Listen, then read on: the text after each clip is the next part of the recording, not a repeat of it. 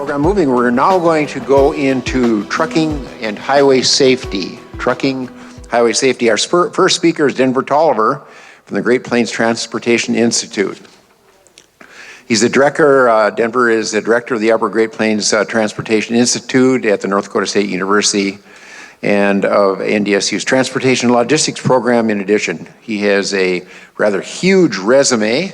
I will cut right to the chase. He has a PhD in environmental design and planning and a Master of Urban and Regional Planning degree from Virginia Polytechnic Institute. Let's give a round of applause to Dr. Denver Tolliver.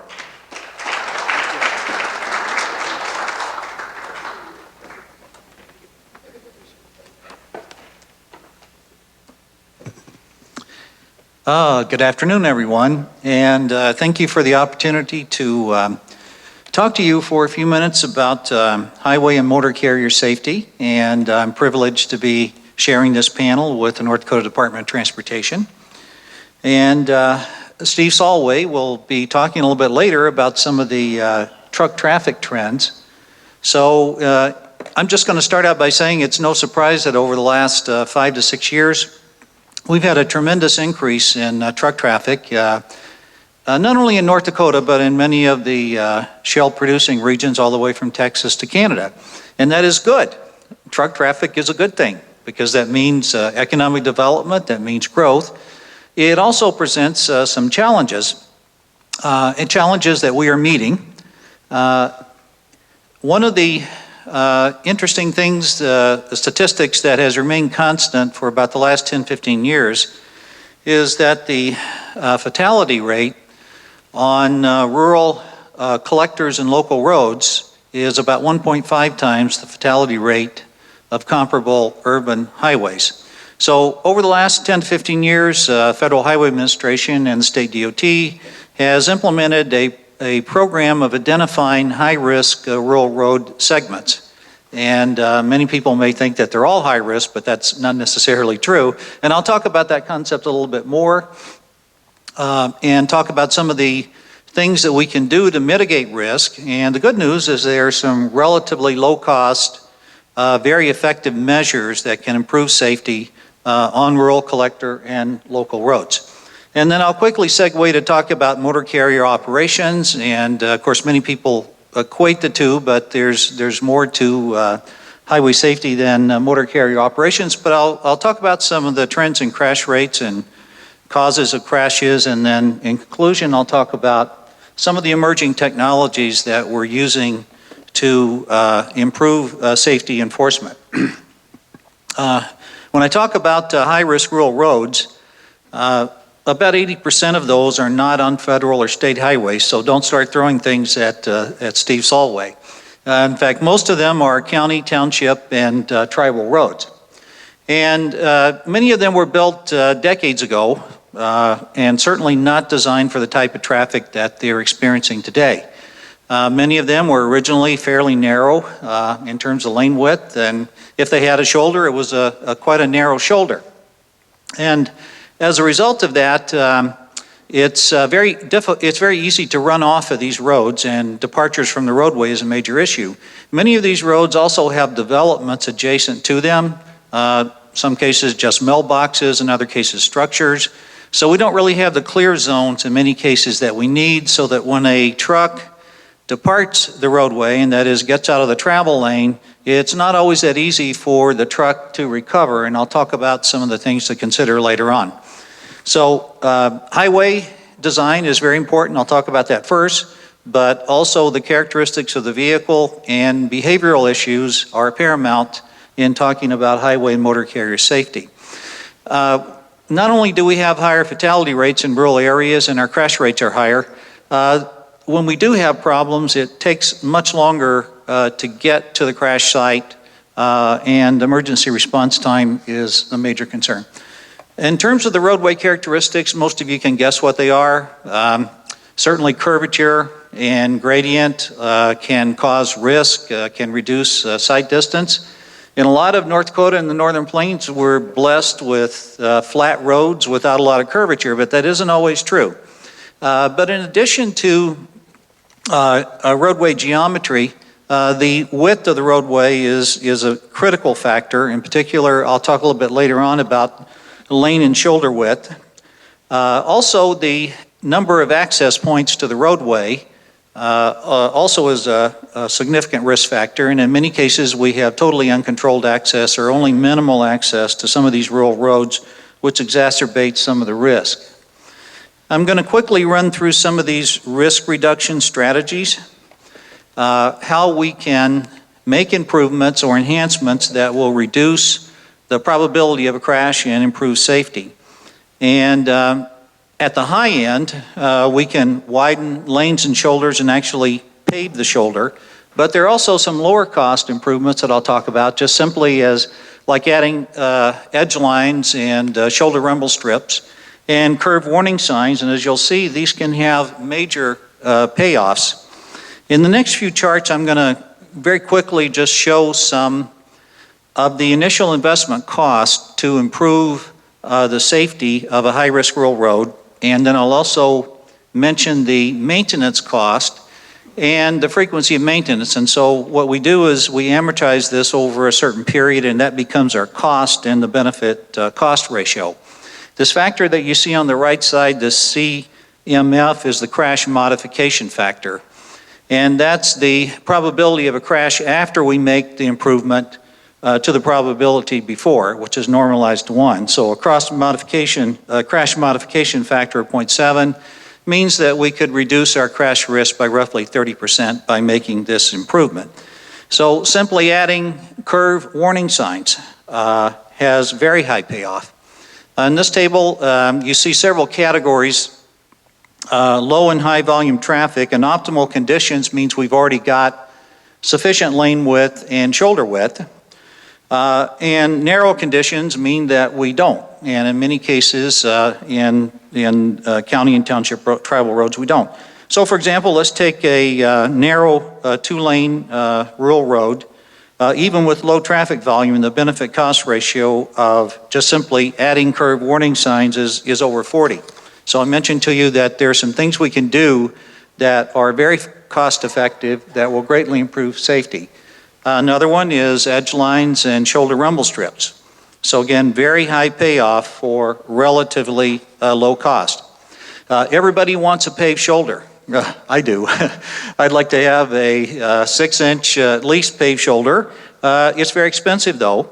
But even though the initial cost may be $400,000 with additional widening and paving, where the traffic volume is sufficient to justify it, we can have benefit cost ratios of over 4 just for shoulder improvements. I mentioned earlier the clear zones, the idea that when a vehicle departs the roadway, there are no hazards adjacent to the road. There's an ample opportunity then for the driver to correct the maneuver and get back on the roadway. These cost a little bit more, and in some cases we remove some structures, in some cases we shield them, in some cases we maybe even widen the roadway. But on narrower roadways, even with low volume traffic, we have a very substantial benefit cost ratio of over 4. Now this is one of the more interesting charts I've run across in terms of showing the effect of shoulder and lane width. And so this table shows the combined effect. So we go from a no shoulder at all, which is 0, down to a 6-foot shoulder. And over here we go from a 9-foot lane all the way over to a 12-foot lane.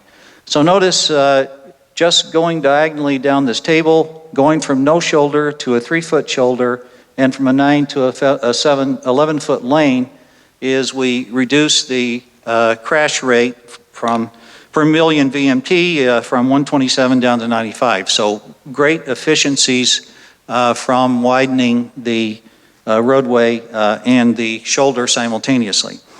Now you're going to have trouble seeing these probably. I apologize for that. But I'm going to quickly run through some crash statistics.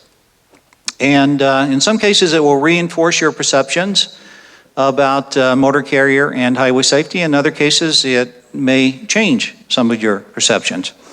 As this chart shows, crash rates for Other vehicles, that is, vehicles other than trucks, have actually dropped in North Dakota from 2004 through 2014 and have remained relatively stable. However, those incidents that involve truck crashes that result in injuries have increased substantially since 2008, but have dropped since 2010. Now, this is the crash rate per 1 million annual vehicle mile travel. And so to some extent, this is normalized for traffic. So you see the big increase initially was the rate, not the total accidents. But you also see after a while, the accident rate has plateaued and actually appears to be dropping. Now, it's very interesting to look at the different regions of the state, and many people focus only on the Bakken. And here I have 4 regions displayed. Northwest part of the state includes much of the Bakken, northern and middle Bakken, and the southwestern part of the state also includes some oil-producing regions. The inset shows the increase in traffic normalized to an index of 1 over time.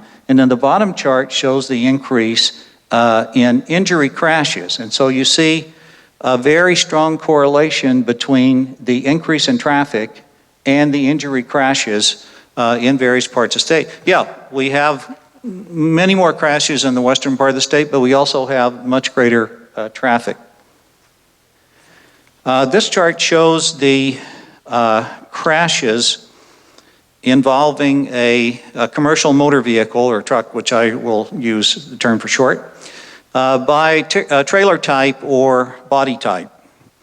And if I'd presented this chart about 10, 15 years ago, this liquid bulk cargo trailer would have had a relatively low percentage of total crashes.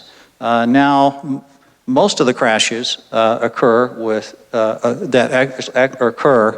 are with this type of truck. In fact, I was at the Transportation Research Board meeting last January and had to sit through a scathing presentation by Federal Motor Carrier Safety Administration, which looked at crash rates of liquid bulk cargo tankers in the Bakken versus other shale-producing regions such as the Eagle Ford in Texas, and concluded that we had by far the highest rate. But we also have some unique situations, such as tremendous increase in truck traffic and some of the highway characteristics I talked about earlier. This chart shows the crashes in which a truck collided with another vehicle. And this is not saying fault yet. I'm not talking about that. I'm just talking about this was an accident involving a truck with another vehicle. Interestingly, 39% of those collisions occurred at an angle. What that tells me was that a car pulling out in front of a truck on a road or a truck pulling out in front of a car. 31% were rear ends, very few head-ons and side swipes. This chart shows the factors contributing to crashes involving only a single truck. And of course that means that the truck either ran off the roadway on its own, it flipped over, jackknifed, or overturned in some manner. And so if we kind of look down this chart, we see immediately that speed was a contributing factor in 16% of these crashes. Weather was also a contributing factor in 16% of the crashes. Going on down the list, the mechanical failures of the vehicle, which would include primarily the brake system and the steering system and stability system, were a factor in 6% of the crashes. And defective equipment, that means equipment that would have been defective before the crash occurred, was a factor in only 3% of the cases involving a single truck crash. Now this chart shows the contributing factors where a truck collided with another vehicle. Could be another truck, but in most cases it would have been an automobile. And this there are two bars here. One shows the blue one shows is associated with the truck, and the orange one with the other vehicle or the automobile. And so interestingly, in 10% of these cases, excessive speed by the automobile was deemed to be a contributing factor in the crash involving the motor vehicle. Weather that related to the operation of the automobile was also 16%, was a factor in 16% of the crashes. On down the table, we also see that failure to yield on the part of the automobile driver was a contributing factor in about 13% of the crashes. And so if you just look down the table, this kind of belies the common perception that all of these crashes are the cause of the truck or the truck driver. And in fact, this clearly shows that many of them were the fault of the other driver, in fact, the driver of the automobile. And I kind of have a theory about what happens when people first start experiencing congestion and they never experienced it before. Their driving habits and behavior change very radically, and then over time that tends to normalize, but people tend to take a lot of risk. If you don't want to follow a train of 5 trucks on the highway, so you pull out when you shouldn't pull out, and you do some of these other things. Well, I'm going to conclude here and give my colleague Steve ample time to talk about highway safety from his perspective. And I'll just say, yeah, we have challenges. I don't even call them problems. We have challenges, but we're making great progress. And we can make even greater progress in the future. Gene talked a lot about technology and the role of technology in his presentation. We have technology that has been developed and is actually being tested that will work very effectively to improve motor carrier safety. And old technology that already exists is something called inspection selection, as we have so many trucks in western North Dakota in particular that the Highway Patrol can't possibly stop and inspect all of them. So we have software programs that have been written, and in fact our Lakewood, Colorado office wrote and maintained most of that software. And so that when Highway Patrol person's out in the field on a laptop or handheld device, they see a truck go by, they key in the DOT motor carrier number, it immediately comes back with a scaling from 0 to 1, recommending should we pull this truck over and inspect it based on its prior safety record, which would include out-of-service violations for the vehicle and the driver. And this way we basically target those maybe 10% that are problem carriers and problem trucks, and we don't impede the mobility and the commerce of the others. A great technology that's on the horizon right now that could be demonstrated in the next few years is wireless roadside inspection. And in this type of inspection, it's totally virtual and electronic via a secure wireless communications while the truck is traveling by a fixed location, or it could even be a portable site at regular highway speed. And so we're harnessing all the information that's already generated on board the truck, including the truck ID, the driver ID, all the information that's generated by the onboard diagnostic systems, any information that would also be generated from the trailer. We can even weigh the vehicle in some cases, and then all that information is transmitted very quickly. And again, we just limit the number of trucks that we have to stop and inspect, and we improve safety while at the same time actually increasing motor carrier efficiency. So I'm going to stop there, and thank you so much for your time, and I'd like to give the rest of it, yield my time to my colleague.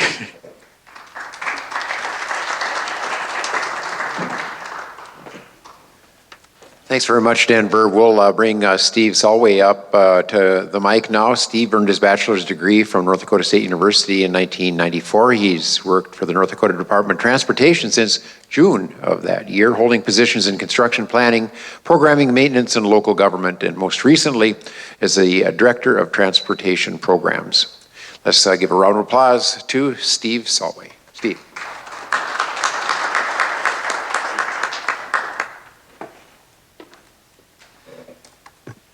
Good afternoon. It's a pleasure to be here with you this afternoon. North Dakota has been experiencing some very exciting times the last 5-6 years.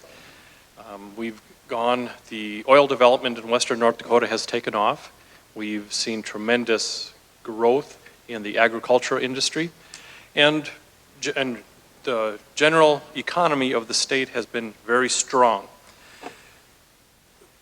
When you look back at where we've been and the traffic growth that has come by the oil impact and the agricultural growth, between 2010 and 2012, we saw a 22% increase in traffic across the state.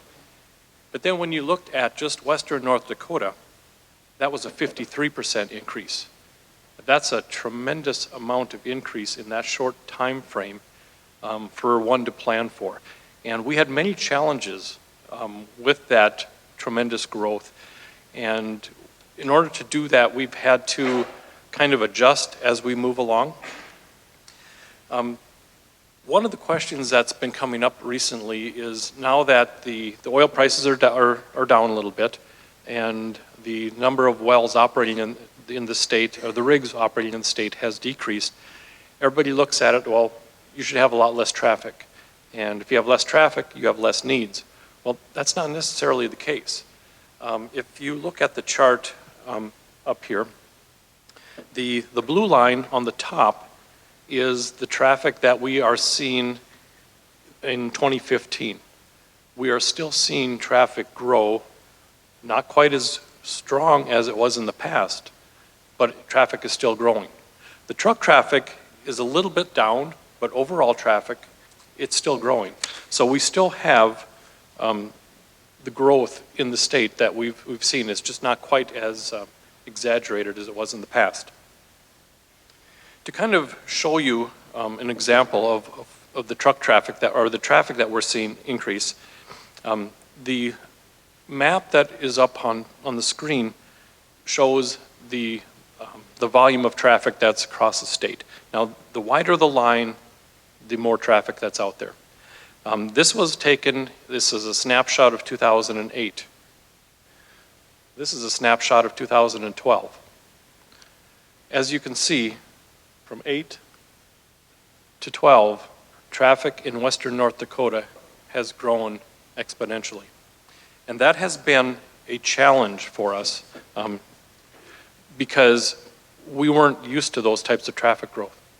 And we've had to do many different reiterations of projections on trying to project how much traffic is going to be on these roadways. We had a roadway on US 2. When we four-laned US 2, we bonded the project so we could construct it. About halfway into the life of the project, we already exceeded the design life of the project. We're still paying on this project through 2020, yet we had to come back in and we had to rebuild this roadway. That's just one example of what we're dealing with out there. Back in the early 2000s, we were primarily a federally funded state. Most of the dollars that we got were federal dollars. We matched them with state aid. However, we had a lot more needs than we did resources to rebuild the roadways. So what we did at that point, we developed what we call the Highway Performance Classification System. We refer to it as the HPCS. What that is, it's a tiered approach to different levels of roadway, which the interstate is our highest level. Then we've got the interregional, which is the next level down, which the interregional are primarily, they'll take you from one side of the state, from one state to another, carrying traffic through, or from Canada down into exiting North Dakota as well. We've got our state corridors, which is kind of the middle grounds, we commonly refer to as our top three. Then we have our district corridors and district collectors. The top three categories carry approximately 80 to 85% of our overall traffic in the state. Our three top categories are primarily going to be load-free, which means we're going to try to not have load restrictions on them. And then the bottom two, they act more as the collectors. They'll feed the higher tiers, and those you're typically going to see seasonal load restrictions on, either an 8 or a 7 ton, depending upon the roadway and its condition. Now, that worked great for most of the state until you saw the increase in traffic in western North Dakota. That kind of broke the mold. So what we had to do is we had to develop energy corridors out in western North Dakota. We've got our major corridors and our feeder corridors. And we've had to kind of adopt on the fly, given that we've got limited resources to construct and reconstruct the roadways. We had to concentrate on our major corridors first and then work our way out into the feeder corridors. Now, this has been working very well for us as well. But remember when I started off, the ag sector is very strong as well. Back in 1950, we produced about 17.1 billion pounds of agricultural commodities in the state. By 2010, we were at 89.4 billion pounds. That's over a 400% increase. We were experiencing some difficulties exporting our rail commodities by rail back in 2013. And that really showed us that we need to look beyond where we're at with the HPCS and the energy corridors. We also need to address freight. So what we did is we went and we developed a freight program to develop tiers so we can handle freight within our state. We developed a 3-level tier system. The level 1 is primarily for the international, the interstate type of movements. The commodities that are coming from Canada going down into Mexico, they're coming from through Minnesota, through North Dakota, over into Montana and beyond. Those are our level 1s. Our level 2 are more of the regional type of movements. They're primarily North Dakota bound from point A to point B, but they'll primarily get you across the state. And then we've got our level 3, which are primarily the local type of movements from the farm to field to elevator type of movements. And this freight plan was recently adopted by the DOT, and so we're just getting going on the implementation of that. This is a map which shows the 3 different levels. It kind of shows, you can see where the red are the primary, or the level 1s. They connect from Canada down in South Dakota, Montana, over to Minnesota. Basically the long haul movements. So if you get on a level 1, you should be able to go right on through the state. And that was the goal, is to get commodities out of the state and into the international and national markets. Just a little brief update on our federal funding situation. Like I'd mentioned, back not so many years ago, North Dakota was primarily a federally funded state, meaning we matched the federal aid, but we didn't have state resources for a state program. MAP 21, which is the current highway bill that we're operating under, ended September 30th of 2014, of last year. That has created some challenges for us. In order to extend MAP 21, which they did, they extended it from September through May 31st of this year, which is only a short couple weeks from now. They had to infuse about $18 billion into the Highway Trust Fund in order to make it solvent to this point. Recently, they were talking about another extension to MAP 21 so we can continue with our highway program. Unfortunately, to extend the program from May through December, it's going to take another $10 billion into the Highway Trust Fund. Now, Congress has become a little bit more financially constrained, fiscally responsible, I should say, and they're not as willing to do a borrow and spend as they were in the past. So what they're talking now is it's a $1 in, $1 out type of scenario. So for every dollar that we put into the Highway Trust Fund, they have to find it from someplace else. They're not willing to take it out of the general fund and borrow it anymore. So in order to go from May through December, they have to find another $10 billion. Well, with the extension ending here at the end of May and Congress recessing for the Memorial Weekend here this week, they were unable to find that $10 billion. So now they're talking a short-term 2-month extension without putting any more resources into it. There should be enough money in the Highway Trust Fund to get us through July of this year. However, we're going to be scraping very thin by the time July rolls around and they start talking either an extension to December or a long-term funded highway bill. I would prefer a long-term funded highway bill, long-term meaning probably 6 years. Given their financial constraints, I don't know if it's going to happen. I'm hopeful, but I do understand the challenges that they're facing. So we're hopeful that they will get there. This here chart shows if they don't put any more money into the Highway Trust Fund, in 2016 there won't be any dollars available for new programs. Basically all the dollars that are coming in through the highway tax collections would be going to pay for previously signed contracts. So there wouldn't be any dollars for a new program.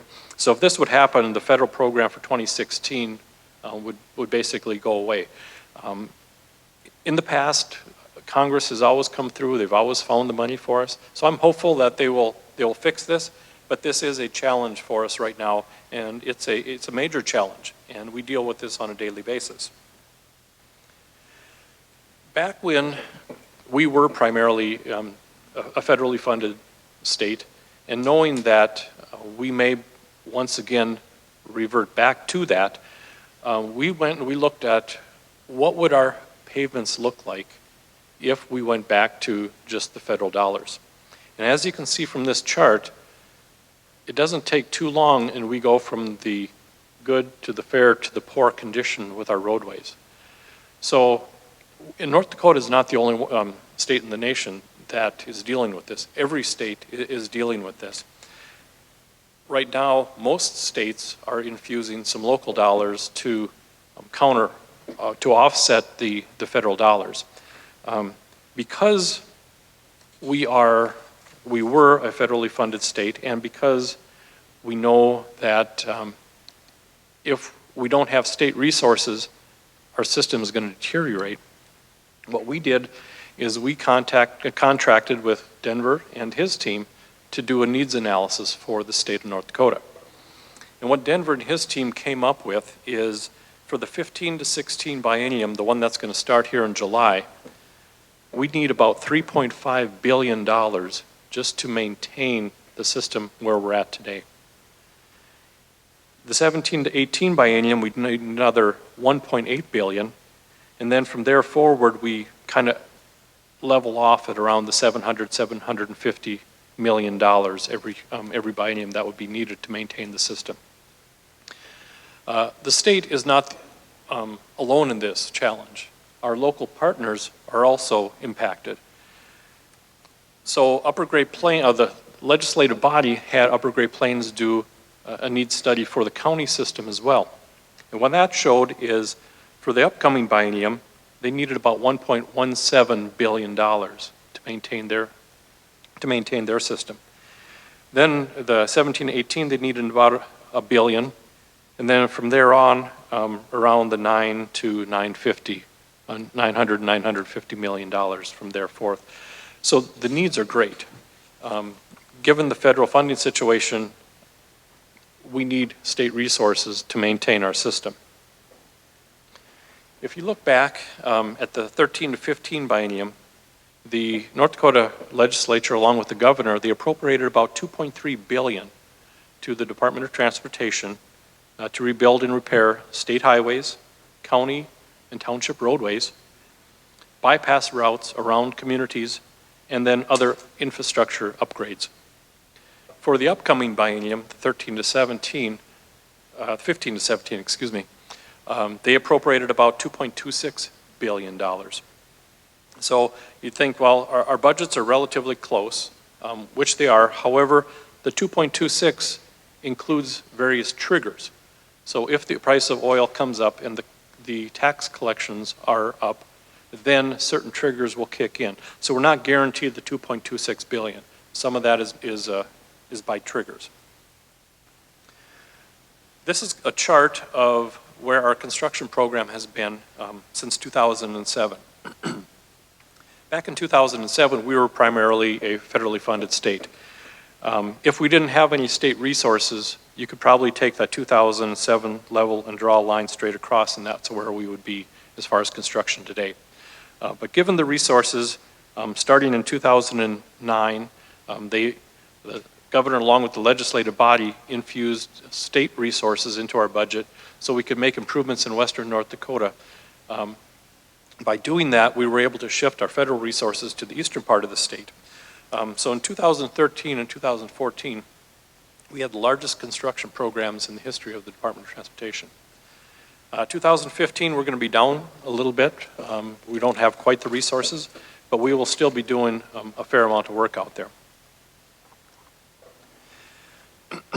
If you look back at the 13 to 15 biennium, we had about 1.16 billion of state resources that we put into western North Dakota. We did a tremendous amount of work. We made a lot of improvements, and the livability of some of the communities, I think it was a great investment that we've made. If you look at the upcoming biennium, and I realize this one's a little hard to see, we have about $953 million that's going into the, as state dollars for improvements in western North Dakota as well. So we're continuing to take our federal dollars that we originally had planned for the west, and we're moving those to the east so we can kind of share a little bit of the wealth and kind of have a more uniform construction program across the state. This here is a map of what we accomplished in the 2013 and 14 construction season. As you can see, we were able to impact roadways almost in every corner of the state. We made a lot of progress. This is what it's going to look like this summer. So if you're driving across the state and you want to avoid a construction project, those are probably the areas that you're going to want to avoid. Like I showed earlier, we still have a substantial program. It's not quite as large as it was in the past. Now, if we look at what have we done with those state resources that were given to us, about 24% we spent on restoring pavement infrastructure. 11% is going to be going into bypass work around various communities. 30% is to be rebuilding roadways within communities. And then about 35% is to enhance load carrying capacity. That is one of the things that North Dakota, we don't have a lot of congestion as far as our roadways are concerned. Our congestion is more load carrying capacity. If we can't get our commodities on the road and hauled out to the markets, that's just as bad as being stuck in traffic someplace. So we're concentrating a lot of our efforts on increasing load carrying capacity. And then safety is a primary concern for us. You know, Denver shared with us a lot of statistics. In 2011, we had about 148 fatalities in the state. 2012, we were up to 170. 2013, we came back down to 148. 2014, we were down to 135. Hopefully that is a trend that is going to continue. We're going to see a decrease in our fatalities because one fatality is one too many. It's just not acceptable to have fatalities on our roadways. If you look at the blue on the bottom of 13, 14, and 15, that's a comparison, a snapshot in time. As of May 8th, in 13, we had 34 fatalities.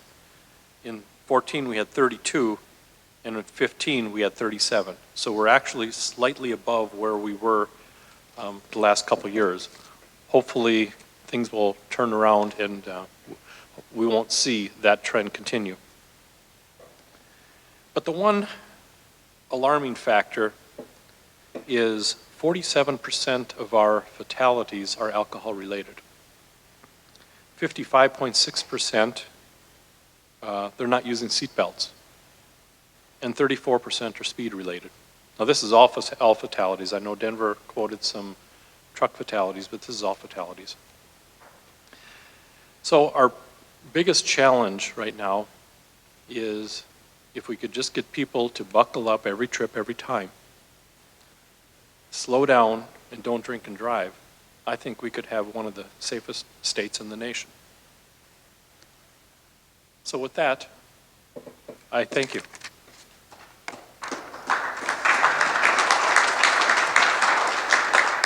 All right, there's some questions maybe. Barry?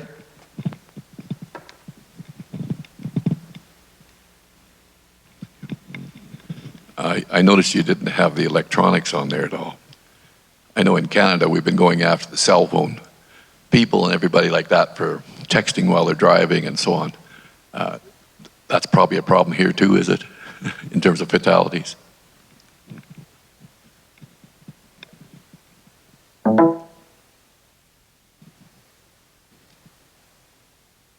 Texting and driving definitely is a concern. I know the law enforcement is trying to crack down as best they can. Personally, as I'm driving, I kind of pay attention to that. And I would say 50% of the people stopped at stoplights have their phone in front of them and are either looking down, texting. It was just last week, I was driving to work one morning and this vehicle in front of me was swerving back and forth, so I just stayed back. There was another vehicle in the lane beside, they stayed back. Well, as that vehicle got up to approach the stoplight, I did have to pull beside him. As I glanced over, that individual was on their cell phone. So I do believe that it is an impact for us.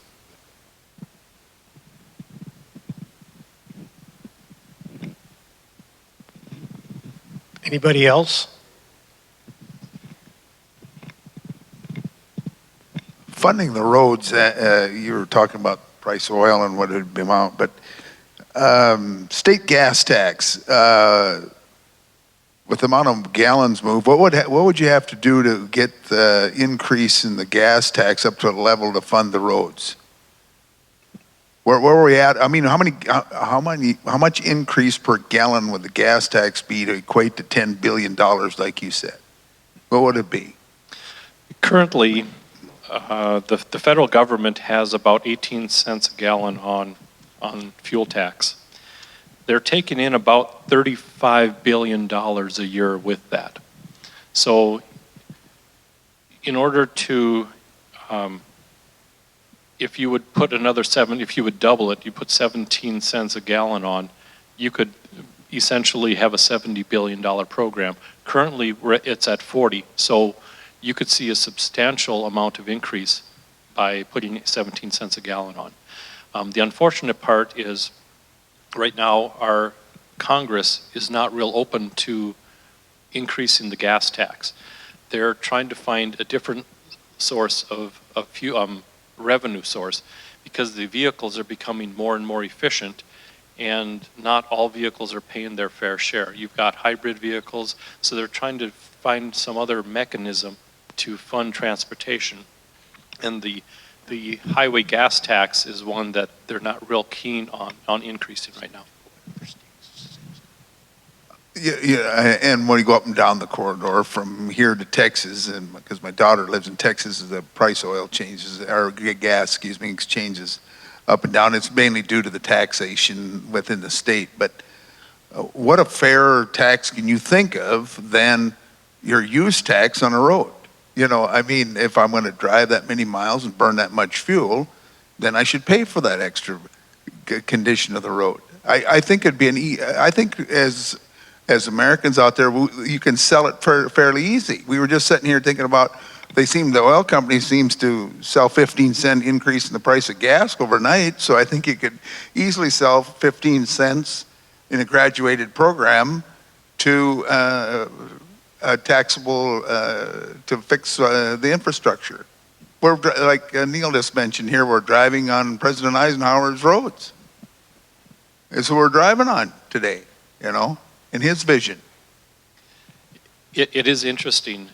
Congress, they're looking at a per mile fee is where they'd like to get to, but the logistics of how do you implement that without the government looking at where I'm driving and keeping track of that. So they're trying to deal with that as well.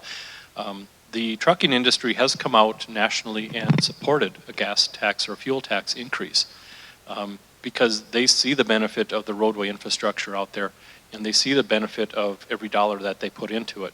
So it's more of getting our congressional delegation to make some hard decisions and figure out how they are going to fund it. One question, we've been involved, our association, obviously, yesterday we had a trade show in regards to autonomous vehicles and also drones. And I know there was some legislation this past session to study that a little bit more. What's DOT looking at in the future for autonomous vehicles on our roads? Well, we do know that it's going to have an impact to the way we operate. There's definitely going to need to be some new laws drafted on the liability behind some of those. It's coming. It's not a matter of if, it's just a matter of when. And we know that, and we're looking into the future. We're looking at what other states are doing, how they're handling it, and we're doing a lot of research right now to figure out what's working in other states, what's not, and so we can make some decisions on the direction that we want to go in the state. What we were hoping is that North Dakota could kind of become a testing ground maybe for both vehicles and trucks, because knowing of weather conditions and that kind of stuff, that a lot of industry would say, yeah, we'd love to be able to come up there and do some testing. So we've kind of started that dialogue, and obviously with the help from North Dakota Department of Transportation and Great Plains Institute, we'd love to have that conversation more about where the future is, because we know it's coming, like you said. So anybody else have any other questions? I just have one question related directly to safety and the implementation of e-logs and implementing those into the big rig trucks. Do you foresee that to be something that may be mandated in the future to get some of these guys out in the oil patch who have been running for 16 and 18 hours and they have 3 logbooks in the backseat of their truck, to make everything legal to where the e-log will actually physically shut the truck down after their 11 hours of driving time and 14 hours of on-duty time? I'm not real familiar with that. I do question on how you would handle that when you have multiple drivers in the same truck. It's not the truck, it's the driver, and somehow you'd have to develop a system that there'd be a password or passcode for that individual driver to get in so you could handle some of that. I don't know that we're there yet.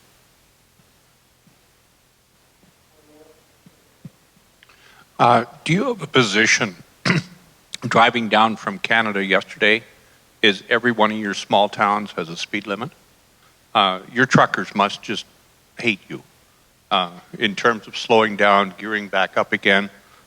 In Canada, we've sort of committed to bypassing towns, you know, and maintaining highway speeds. And I was just wondering if there's been any discussion, any thought of that. And besides, it might save me a ticket on the way home. We are starting to build more bypasses. We've constructed bypasses around Dickinson, Watford City, Newtown, Williston, Alexander, all in western North Dakota. And they are working great.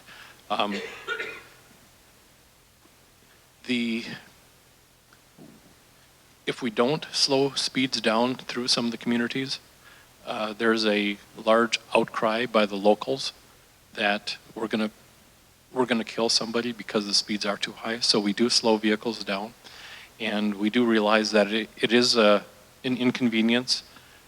However, it's not adding a whole lot of time onto the trip unless you're going through a lot of little communities. And on the plus side for you on the way back, our fines or our fees are very low, so it's not going to cost you much if you do.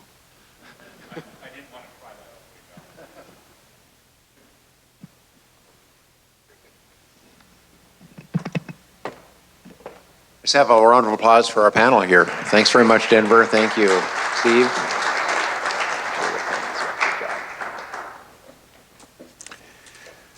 Our next panel and our final panel of the day and our final topic is Heartlands Transportation. I'd like to invite our first speaker, Ron Hall, who's a transportation consultant. Ron is president of Bubar and Hall Consulting LLC and a former principal investigator and director of the Tribal Technical Assistance Program at Colorado State University. He is dedicated to supporting the nexus between leadership and community through transparent and open communication and the effective use of data, history, culture, and vision. In addition to his consulting and legal work, he enjoys his life on his ranch in Fort Collins, Colorado with his family. Let's get a big North Dakota welcome to Ron Hall.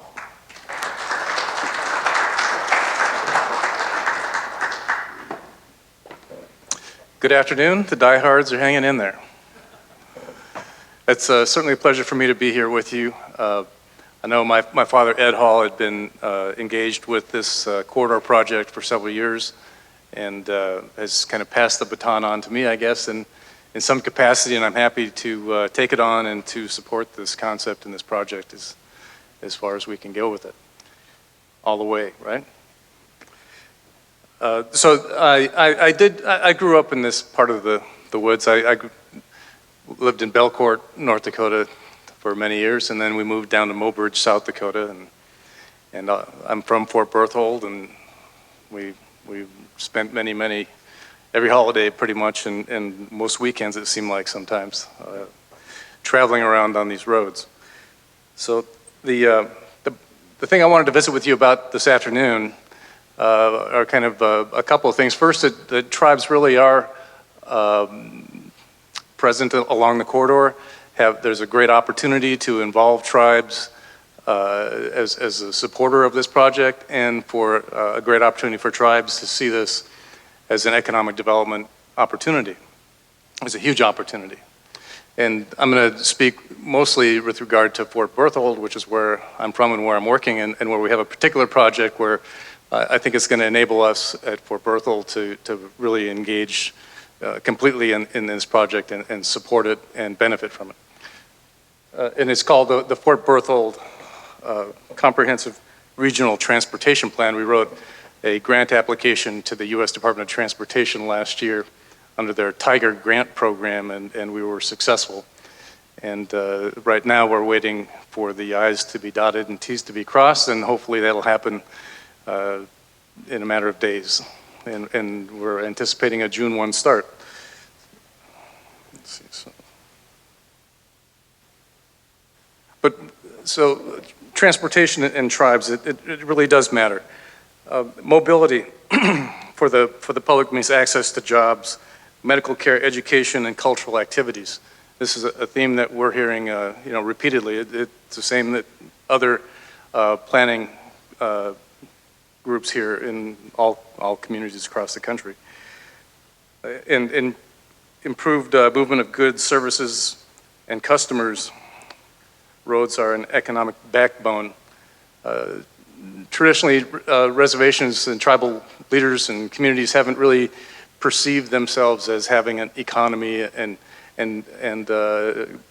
planning in a long-range sense in order to make that infrastructure match up with what economic development goals are in addressing private sector development and so on. And that's really what infrastructure does for you, and really the perspective that we'd like to take on this. Motor vehicle crashes are the leading cause of death for Native Americans ages 1 through 44. Safety on the roads, if nothing else, should get us at the table. And we are at the table, and we're seeing a lot more support for tribal management, leadership, ownership over the issue of safety within tribal lands. We have a high need to assert tribal authority on DUI, seatbelt use, speed limits, weight and width issues, design and maintenance standards, and procurement policies and procedures. Essentially, and I'll show you a bit of a few maps here in a bit that'll illustrate this concept, but from when the tribal governments became really pushed to be more constitutional forms of government and away from the traditional form, the system of governance on tribal lands was really driven by federal agencies. Federal agencies were there to provide healthcare, education, and this transportation infrastructure. And as in the 70s, the concept of the federal policy of tribal self-determination kicked in, came as official from Congress, and which meant that the policy of the United States was to have the tribes be more front and center in making policy decisions and managing programs related to federal funding on tribal lands. And in transportation infrastructure, that really was a very slow concept to come through. There was a lot of resistance to giving up those particular purse strings and that management authority. But all of a sudden it started to happen with the safety lieu and introduction of a funding stream, a 2% set aside for tribes to be engaged in transportation planning.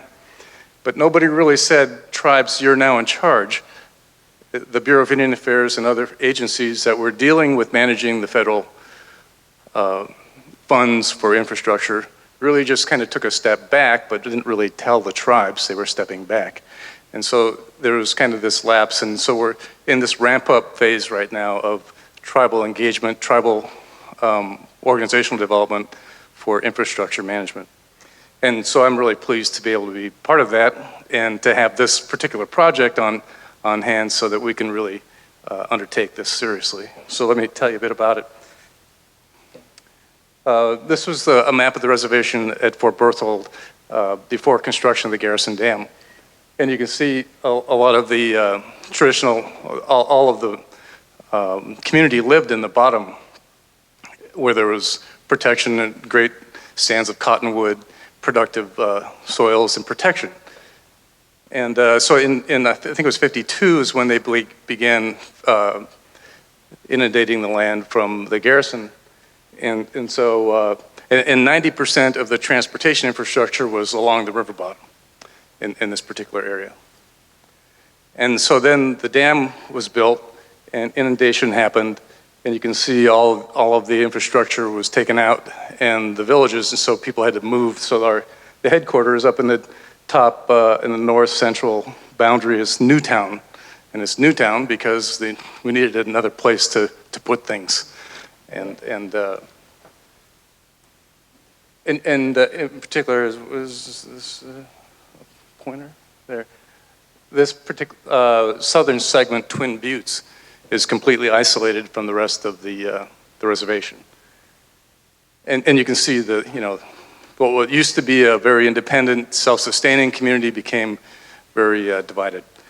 And so this is our challenge now to reestablish an economy and to address infrastructure planning on a long-range basis to see how we can build the economy. So the components of this plan are to do a long-range transportation plan, a 20-year plan for transportation infrastructure, to do a road inventory update, a transit and ferry plan. As you can see, with that kind of water, ferry service is all of a sudden a viable option. It was originally there many, many years ago, back when Elbow Woods was still there in the bridge and there was a ferry. But to do feasibility and see if that can be brought back. But an aviation plan, which has never been done, a pipeline plan, which is much needed, and electric power plan. Folks are working on projects are realizing that they are simply have no more power to build new infrastructure with, to turn on the lights once it's built. A rail plan, a safety plan, and then a strategic highway safety plan to get really focused on safety. And so this is basically, it's a comprehensive regional plan, and so this is a map of the region, and you can see the reservation lands are outlined in blue. Minot, Williston, Dickinson, Mandan, Bismarck. That's the region we really want to look at. How can the tribe partner with the stakeholders in that region to improve the infrastructure, to address economic development, and to be good partners in the process, and to address these safety issues, together. I think at the presentation before you saw that those safety numbers are not acceptable for anybody, and certainly the tribes have a seat at the safety table. Two projects that weren't on that first list are particular feasibility studies for new bridges. And one of them is at the confluence, near the confluence of this is the Little Missouri River coming in. And so there's to do a feasibility of a crossing on the Little Missouri, and another one crossing the main stem of the Missouri. I'm guessing it's going to be here. That's like 8 miles at the broader point south. So the most feasible point would be a little further north. But to do feasibility studies of new bridge crossings in those rough areas.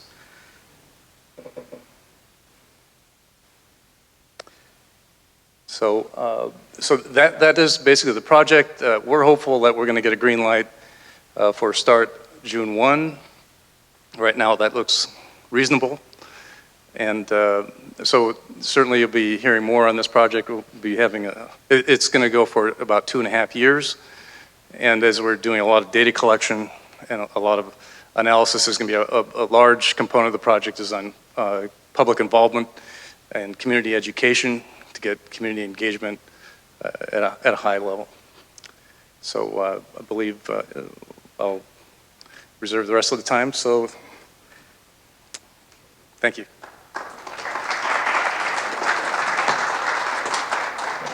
Thank you very much, Ron. I'll introduce our next speaker now.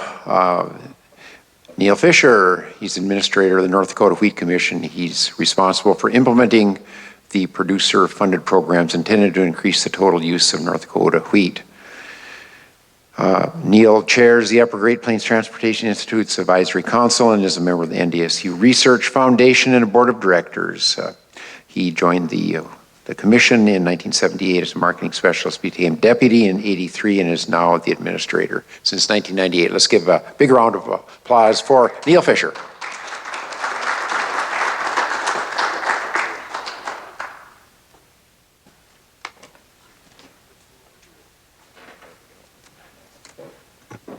Thanks, John. I think my biggest goal right now is to get up here, get done, and get everybody to the refreshment table back here, very likely. But I'll try to make a little contribution here. Basically, what I didn't know exactly what my target was to hit, but what I'm going to try to do is run through some of the things that I'm most familiar with, and that would be grain transportation issues, some of the competitive forces that are out there right now, and I think maybe backing up just a tiny bit and reviewing what the value is. My dad always used to say, we have to have an infrastructure system so that commerce can occur. And I know that's not original, but it was original to me when I was a 10-year-old kid, and it has stuck with me. In the midst of that, I think we've been really fortunate in this state to have people that thought ahead enough so that we have the infrastructure we do, but also put in place, the DOT that we have today, and the Upper Great Plains Transportation Institute that we have today, and some other features of both state government and in academic areas where we have studied what it takes to make, keep, and develop further our infrastructure to make all this possible. In way of a review also, when we look at, right now the oil industry is regrouping just a tiny bit. Well, people start to wring their hands about what the economic future of the state is, but I think we need to remember, we're talking grain transportation trends in a part of my little segment here, but the value of the other part of the economy, agriculture being a big part of that. I just did a little quick look back a couple of days ago, and the last 5 years, sometimes I'm accused of doing this multiplier thing and magic dust and all this to make agriculture meet up with oil somehow or something like that, and so I backed away from that a little bit in the legislative session this year when we're talking about the needs of infrastructure statewide, not just in the oil patch, not just Bakken, not just this or that, but I think it's very important that we look at what is going to be here for the next 100 years as we try to feed those extra 2 billion more people we're going to have in not so distant future. So, but anyway, looking back at North Dakota agriculture, just the gate receipts over the last 5 years, that's just bushels and number of heads of livestock sold times price, for the last 5 years tallied up to be about 43 billion with a B dollars. That's a big number, and it's over a 5-year period. You back up 5 years before that, it was about 23 billion with a B again. And the 5 years before that, taking us back to 1999 or 2000, it was in the upper teens. So we have continued to see the value of these other industries. The new girl at school is the oil industry. That's really nice to have, but this is something that we'll have to address too. And so there are lots of other counties that are not as affected in that northwest area there, and I think we're doing a pretty good job of staying up on that too. So I always tell everybody, Denver and Gene as the past director, really a good time to have an Upper Great Plains Transportation Institute. So we better get moving here on this deal. This is something I think I found is interesting, and this goes back to something that Denver, Gene, or somebody found, because it's UGPTI sourced, but that here's a pretty stark chart over here. You see that the stuff coming into North Dakota is only about 14% of the freight moves that go on. The rest of it is outbound. So we're a natural resource-based economy. We're agriculture, we're mining, we're oil, all these things. And that's, I think, an interesting statistic. You look over here, we talk about how we don't have much pipeline capacity, but there's some moving by pipeline, and I just thought that was a bit of an interesting stat. You look at the overall movements, again, Gene says, where's the blank spot? Well, we're still 1,400 miles from anywhere when you look at North Dakota's economy. And so whether we're partnering up with our friends in Canada, and I have relatives up there as well, or we're partnering up with our friends in Mexico who now buy a lot of wheat thanks to NAFTA and some of the other wrinkles we've taken out of trade agreements. I think it's pretty important. But you can see that a lot of things move out of North Dakota to get someplace else. The long haul stuff obviously is handled by rail. That gives you a little depiction of where the big spots are there. In our industry, we're 50% export. So when you see a PNW destination, that doesn't always mean it's a destination. We kind of whine about that a little bit, that we don't get credit as an exporter, because a lot of the wheat that comes out of North Dakota is truly exported from Portland or Seattle or someplace like that. So we don't always get the credit that we're due there, but that gives you the bigger moves. Truck movement, a little closer to home. That makes sense. Trucks are expensive to run long haul, but they do a fair amount of business in these other shorter haul markets. Gene talked about, and others talked about, some of the container traffic. I think the very work of the trade office has been many times in looking at these kinds of deliveries on specialty crops and on even specialty wheats, as was mentioned. But there's some pretty exciting places there that if we could get that chicken and egg thing figured out, where we would have more boxes, we could probably do more in these kinds of things. And I think there's some realities there that are a little tough, but I'm on that steering committee, and I think it's very interesting, the good work that people are doing trying to make those things happen. Our local supply chain. I recall being in a breakfast room in Singapore one time. I was talking to some guys in the PNW where I expected everything would be really well developed, but even then, which was about 15 years ago, we were far ahead of them in the development of this grain gathering system. We have a very rich resource, as you can see on the slide. About 25 million acres of that is tillable, and it's a very organized, very, very good system. We have snafus from time to time, and we'll talk about that a little bit later here, but our grain production continues to trend up. My barley friend said it's due to the invasive species, that'd be corn and soybeans, that have come in and taken over some of the wheat and barley acres. But nonetheless, agriculture is alive and well. We have the pulses. We have a lot of other things. There are 14 things. Somebody said we were second in honey. We're actually, the governor pointed out, we're first in honey, but we're first in about a dozen things, and maybe second best on a couple of others. So very, very viable industry here.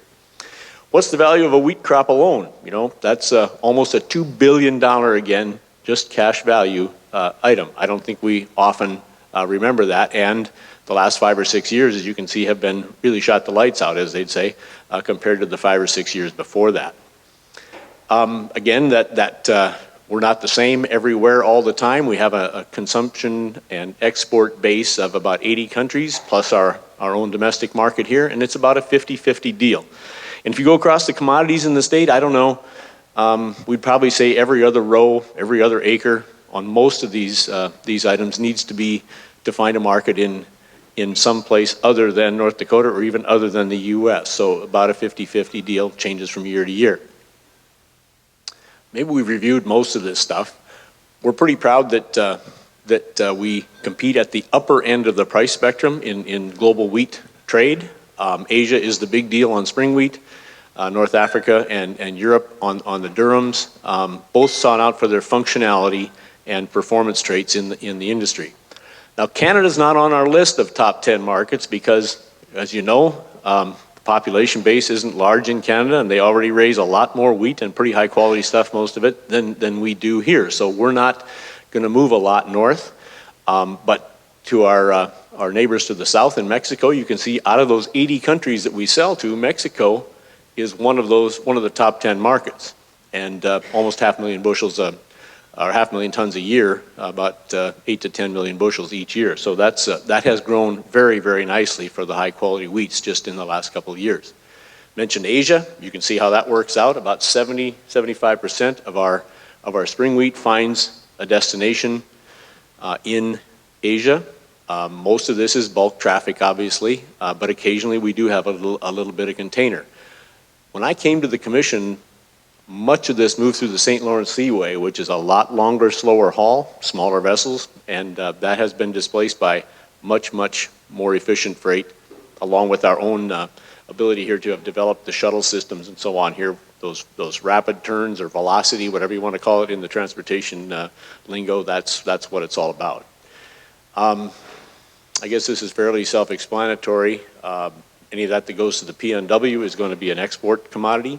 The rest of that is largely for local, and then the New York mills, East Coast mills, and those that are located in the Twin Cities and in that area. That's for spring wheat.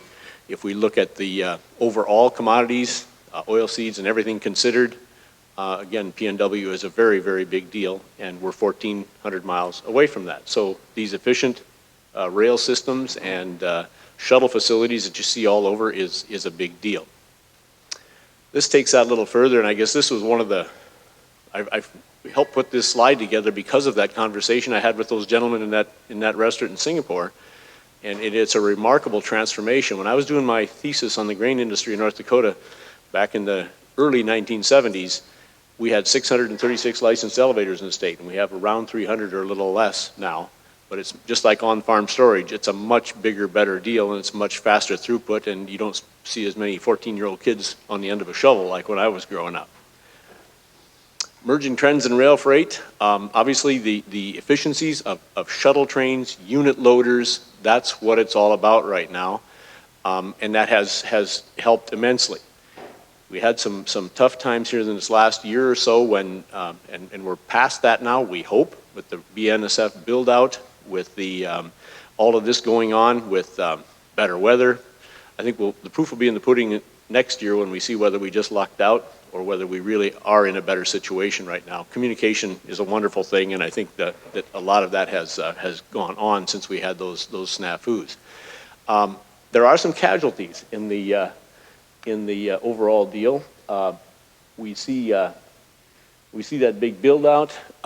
We do see some additional storage costs being borne by producers. I think that in the oil industry, there's some parallels that could be followed in that. This is what is going on in the rail market out there, and we can talk about now only producing 1.1 million barrels a day as opposed to 1.2, but 5 years ago we didn't know we could pump 500,000 barrels a day. So we're not in a wreck by any means. The number is still pretty high. Grain has tapered off just a little bit. With the rain out here now, maybe that'll pick up again too. And of course, rates have gone up accordingly with more business. Somebody has to pay for the build out as well. One of the Burlington Northern Santa Fe folks reminded me here a while back. And so those rates are going up. When we have this disruption in service, we went to a period of relative calm from back in the day when we would fight about rail rates and we'd fight about service a lot. As things became more efficient, they did just that. They became more efficient. But the year of this past year, year and a half ago, was the year from heck, as somebody said. We had everything that could go wrong did, and both producers, as you can see, were taking lower prices, but the customer on the other end was taking a higher cost hit, and it was mostly in the secondary market. Railroads don't benefit from that. Nobody does. Just the customer pays more. Producer perhaps receives less. So we have greater efficiency in the system. As I mentioned earlier, there are some casualties, and this is the part I thought I was getting to at that point. We have trouble servicing with our big trains. We have trouble servicing some of the domestic markets and some of the specialty markets, and maybe containers can come in there, but they never seem to in this particular light. But I think there are now mills that are actually inquiring about establishing more storage capacity to address some of those issues. Whether that happens or not, I don't know. Producers have lived with that forever. In the oil industry, it's also being talked about, more refining, more storage capacity. It's been a long time since we built a refinery in the state, and it's good to see some of these local diesel operations coming in here and there. Small capacity, but maybe it will help. We need to eliminate some of the inspection issues at port facilities, and I know that was affecting a lot of folks, and in container traffic as well.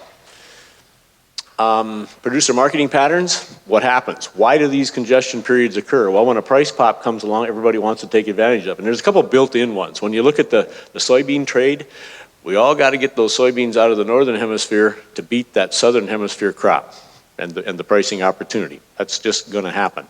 And in the case of even the U.S. and Canadian stuff, the trade tries to get U.S. wheat on the market before the Canadian harvest begins, because there is just a little bit of a lag there. When that doesn't happen, everything kind of plugs up, and that's where we got caught a year ago when things were a real fiasco.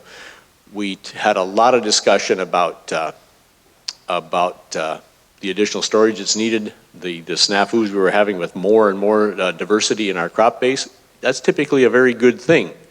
But if you're trying to move units of wheat and everything else gets kind of mixed up, it's tough to make it all work out. So we've had some long discussions with our railroad counterparts in that situation, and I think we're moving forward. We have a lot of construction on the farm right now for storage capacity. When I started in this business, you could store 2 wheat crops in the state. Well, there's less storage today than there was then. There's a lot of new shiny objects out there. It is faster throughput, so that will help. We've heard a lot about that BNSF build-out, increasing capacity around Chicago. That's some of those backlog areas where we're servicing the domestic market. Non-shuttle receivers, we mentioned that. I think we're pretty well over that one. So in summary, obviously in a natural resource-based state like ours, transportation infrastructure and service is critical. We're primary in east-west orientation. We don't do well going north and south. I think it's even true in our highways in North Dakota, probably. Much more outbound than inbound. Predominantly rail, unit and shuttle. And there are some opportunities, of course, for the intermodal. Truck, when I was a kid, we trucked a lot of wheat all the way to market, to Duluth, Superior, and so on, even some out west. That doesn't happen anymore. So we have a very well-developed and evolving grain handling system with a lot of on-farm storage coming back in as we address these invasive species with the corn and the soybeans, placing more volume in there.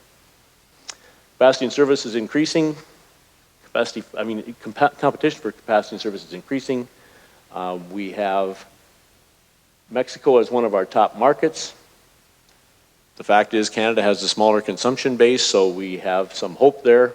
We've had grading, phytosanitary inspection issues very slowly harmonizing with the disappearance of the Canadian Wheat Board. We're hopeful that that's going to come along and truly address some of the marketing opportunities there. We know we're going to have limited space for U.S. wheat in Canada, but perhaps when we can use some of their facilities and some of their infrastructure, much like I think the Northgate situation sounds like they're going to be using some of ours for a while. The investment in infrastructure is evident. We heard that from a lot of folks today.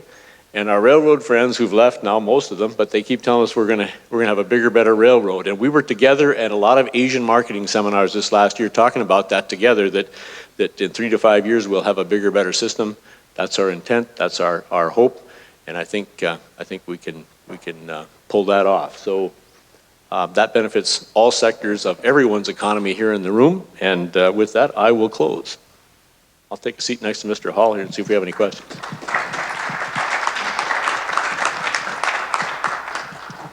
Any questions to either one of the panelists here?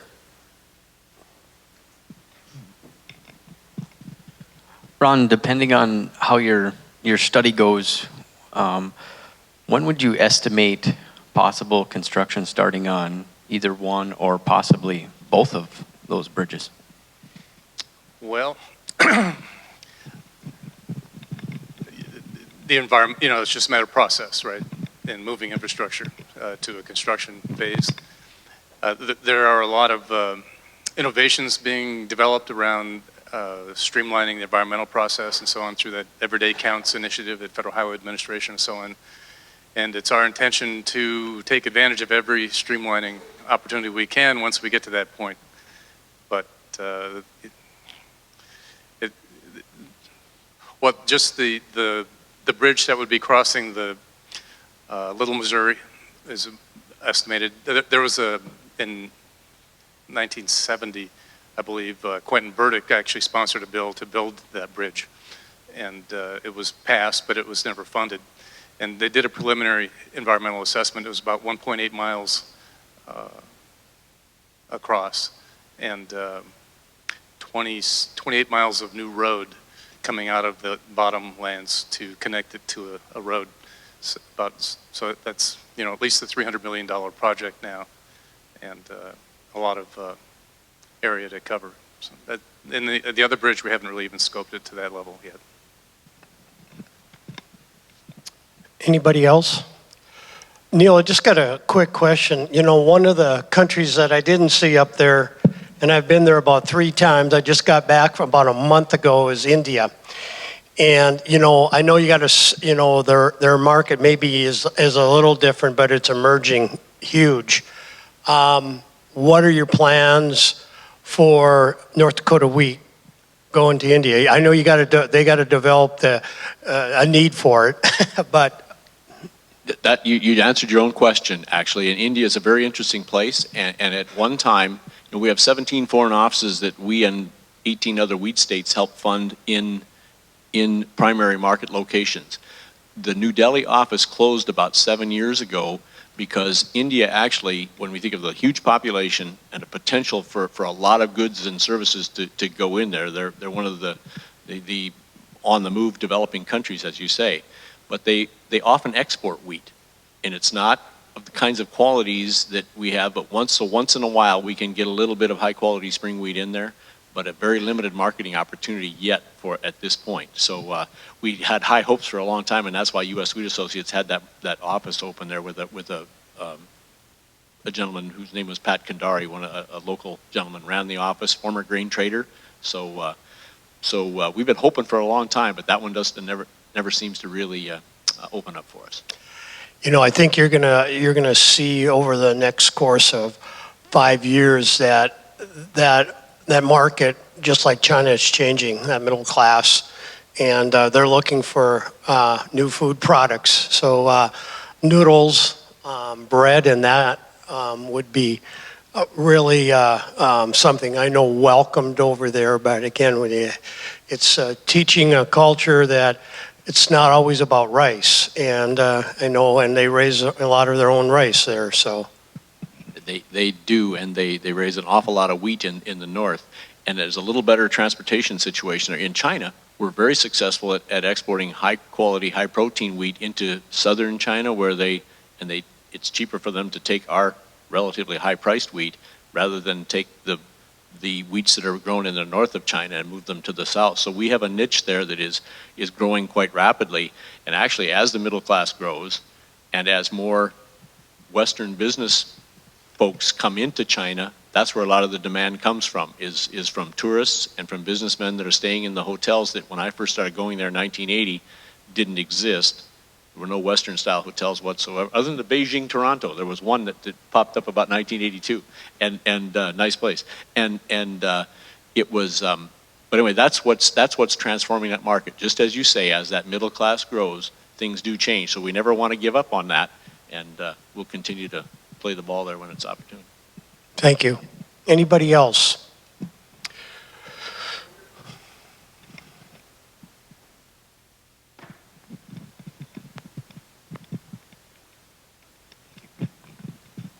The grain facility at North Portal, and I guess it's brand new and nobody knows what's going to happen there, but from the way it looks, I come from North Gate. I come from Saskatchewan, and I'm assuming it's going to be grain from Saskatchewan. Manitoba comes down to that facility. It's going to come into the U.S. It's going to have, I believe, 2 unit trains a week, which are going to be cars that used to be used for U.S. grain, probably. Is it going to congest your system? I'm a little confused as to, is it a benefit for the U.S. to have that grain coming into your country to congest your wheat handling system? It looks like a benefit to Canada, but a negative for your people. Well, I think it depends on where it's headed, you know, and the fact of the matter is that about depends on who's counting, whether it's the CGC or whether it's our own customs bureau. There are about 2 million tons of Canadian wheat that enters the U.S. right now. Not all of it stays here. Some moves on through, and that's what a lot of people in the trade think is going to happen. Is that it's Canadian wheat seeking a real railroad, and so that's kind of a crude way of saying it. But with what happened with transportation in this country a year and a half ago, it was 3 to 5 to 10 times worse in Canada. So I think that's partly what's going on, what's motivating it. Not that we don't have our own problems. We had labor issues with inspectors at the PNW. We had all kinds of issues that plugged up our own system. But relatively speaking, I think year in, year out, it probably works well that way. There's still going to be some identity issues as to, is this CWRS masquerading as HRS? Are there inspection issues like that, or identity issues? Those things we'll have to sort out, and I think that's why it's taken a while for those points that we had in one of the slides there that talked about inspections and FIDOs and all of those sort of things kind of shaken out over the longer haul. So it's going to be interesting to see what happens, but I think you're exactly right. When we look at our opportunities for U.S. wheat to go north, there isn't a consumption base in Canada that isn't already pretty well served by even though the proteins and are a mellower quality gluten in the Canadian varieties typically than in the U.S., serves the Canadian domestic market pretty well. We'll find a few niches here and there, but I don't expect to ever see much U.S. going north, except maybe to once in a while access some rail freight there in those years when that actually happens to work better.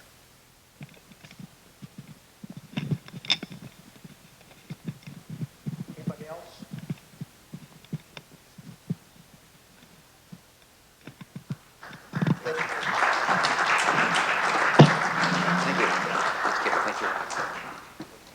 Thanks again to this panel, and thanks again to all of the panels. I want to throw a big shout out to all of you. Thanks for your kind attention here today. Special thanks to Steve Peterson, the CNATCA president, for putting this on, Larry for organizing the event, and for all of you for hanging in there to the end of the day.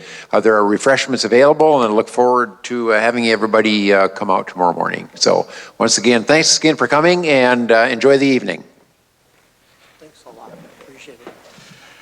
Sebi, before we adjourn to, and this is only going to be maybe about 10 minutes, 15 minutes, of what our organization is trying to do. And like any organization, we're always looking at ways to bring funding in to a group like ours. And so Marlo, who had another commitment, had to leave. He started talking about why not, with this corridor, build in some kind of mechanism that we could purchase, called it a tile for a mile. And we want to kind of introduce it to this group tonight to kind of give you an idea of what this could look like. Our website already has some of this on there, but we've taken it to the next level to actually do maybe a virtual look at a corridor and then purchasing a mile in memory of somebody or one of your family members. And I convinced one of our gentlemen from KLJ, his name's Aaron Norby, to help us kind of put this together. He's a GIS specialist and just really knows this type of application. So I'm going to have Aaron kind of just walk us through this mile for a tile idea and kind of set the stage for in the future of how we as an organization can really reach out to other people in Canada all the way down to Mexico and then throughout the United States in building this corridor by purchasing a tile for a mile. So do you want to talk just a little bit too?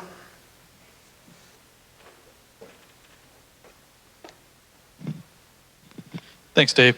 Yeah, I'm Aaron Norby here, and came over from KLJ this afternoon to show you this real quick little, it's a story map actually built with Esri, Environmental Systems Research Institute, which is the maker of GIS, Geographic Information System software, that the state of North Dakota, we at KLJ, I think everyone uses it.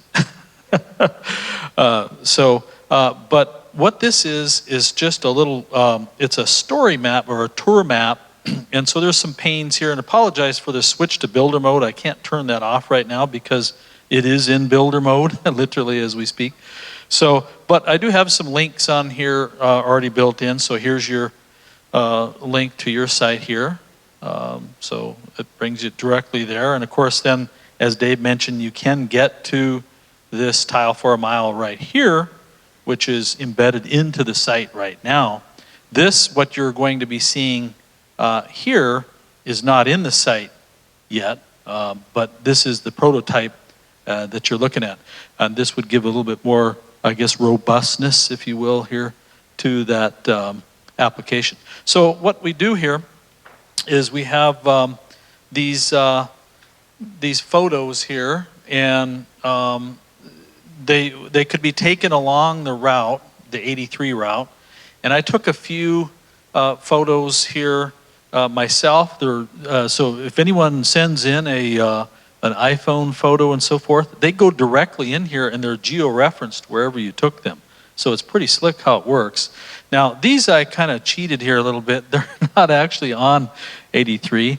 They're actually up there up north. They're on that 52 highway that's up close to, it's going through Portal, North Dakota there. And, but anyway, I will show the application here. So as we zoom in, you see the route. And so we can get in a little further here and see the miles that pop in. And this particular aspect on this screen here is not the way you would see it.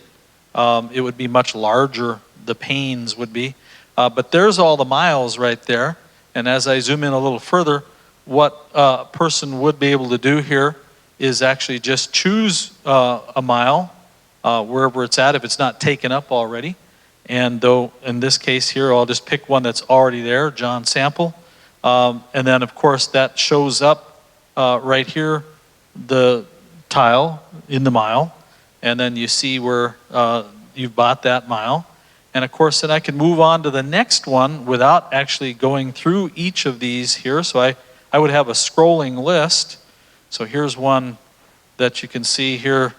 Same location, actually just a winter shot. Got to have those. And then you could then even go to the third one that's maybe down the route. It scrolls automatically all the way down to Texas or wherever here. And in this case, this is actually what one of those tiles would look like. So you'd get a certificate right there, and Marlo actually produced that himself. And so that's embedded into the website as well. So long story short, it would be a site that Dave had mentioned that a person could go in, select a particular mile here, and then choose it, and then associate a photo with it, or someone could do that, I guess yet to be determined, or yourself. And then it would show up in here along with that certificate back out to you, showing that you bought the tile for the mile. And with that, Dave, I think that's it. Any questions? You know, one of the things that we're working on, obviously, is connecting that corridor up into Canada and bringing some of those roads in there. So really, we're unlimited to where we want to take this opportunity. So for our Canadian friends, we can actually, incorporate a road or a highway system up in Canada, and you can purchase that as well. And like Aaron had said, what we'll be doing then is creating a certificate. And, you can do a lot of different things with this. And Aaron probably didn't get into a lot of that, but you can put in, verbiage. If this road is going to be named in memory of somebody, family album. I mean, it's almost unlimited, right, Aaron, what you can do on that?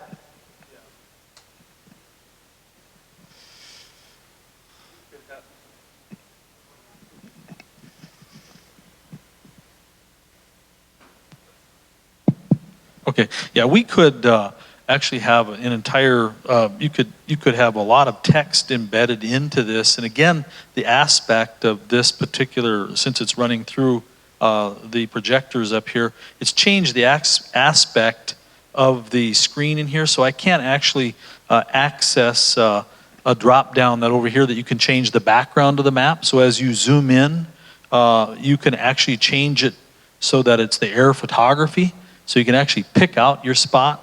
But we could have place in here narratives, donation, maybe a story about who donated. I mean, if it's in memory of someone, et cetera, et cetera. So it basically is a tour map that could be just filled up with all kinds of nice little stories, anecdotes, and donations, et cetera.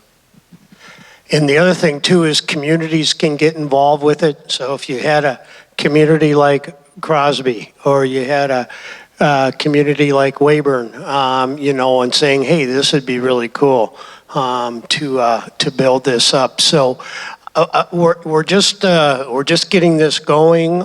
We kind of wanted to introduce it today at the summit. There'll be more information coming out that you'll see how we can make this active.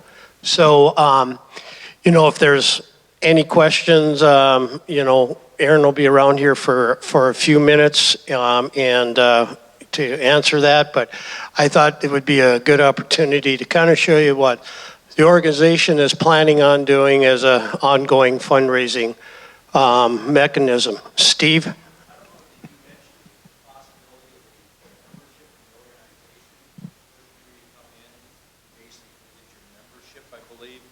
Well, I'll repeat that. I think that the idea was also to basically give you your membership in the organization.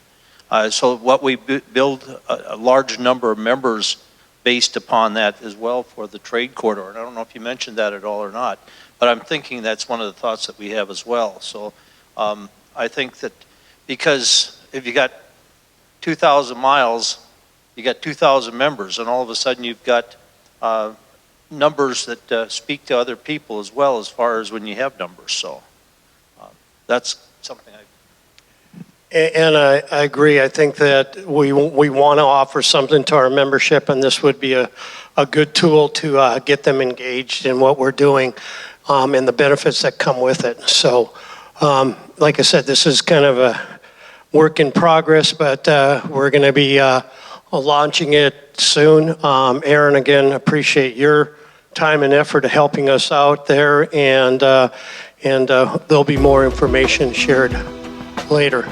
Any other questions?